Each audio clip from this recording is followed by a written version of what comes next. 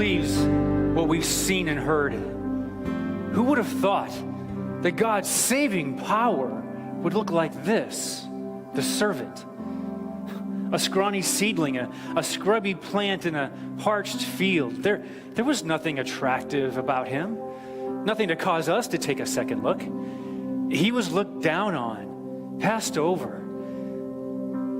A man who suffered, who knew pain firsthand. One look at him and people would turn away. We looked down on him, thought he was scum. But the fact is, it was our pains that he carried, our disfigurements, all the things wrong with us.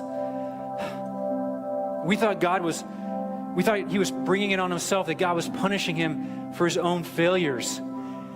But it was our sins that did that to him, that ripped and tore and crushed him.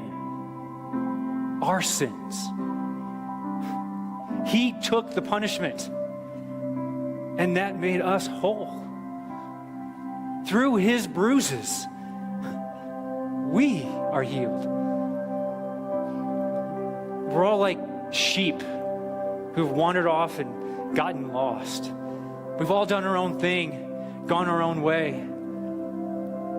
And God piled all of our sins, everything we've done wrong, on him. On him. He was beaten. He was tortured. And he didn't say a word. Like a lamb taken to be slaughtered or a sheep being sheared, he took it all in silence.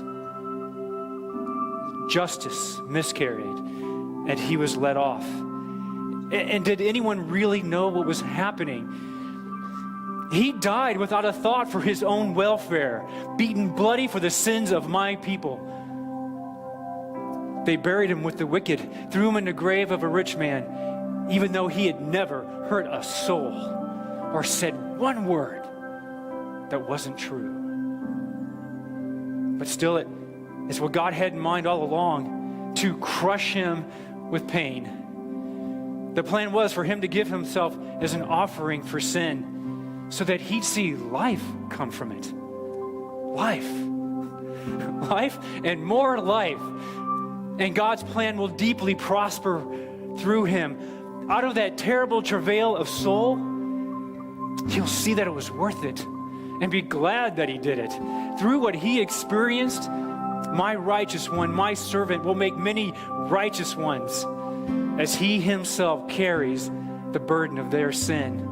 Therefore, I will reward him extravagantly, the best of everything, the highest of honors, because he looked death in the face and did not flinch.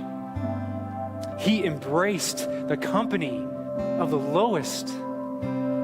He took on his own shoulders the sin of the many. He took up the cause of all the black sheep.